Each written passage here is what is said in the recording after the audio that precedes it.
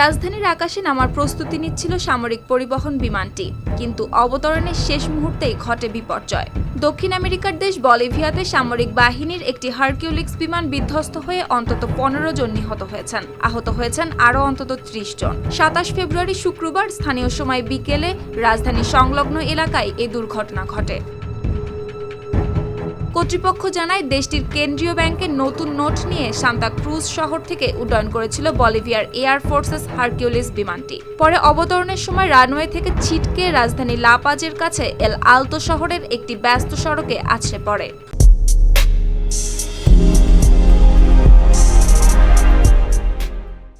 দুর্ঘটনায় সড়কে চলাচলরত একাধিক যানবাহন ক্ষতিগ্রস্ত হয়। বিকট শব্দ শুনে ছুটে আসেন স্থানীয়রা। দ্রুত ঘটনাস্থলে পৌঁছে উদ্ধারকর্মীরা আগুন নিয়ন্ত্রণে আনেন, সেই সাথে আহতদের পাঠানো হয় হাসপাতালে। এর মধ্যে কয়েকজনের অবস্থা আশঙ্কাজনক বলেও জানা গেছে। প্রাথমিকভাবে ধারণা করা হচ্ছে বৈরী আবহাওয়ার কারণেই ঘটেছে এই দুর্ঘটনা। তবে প্রকৃত কারণ নির্ধারণে তদন্ত শুরু করেছে সংশ্লিষ্ট কর্তৃপক্ষ।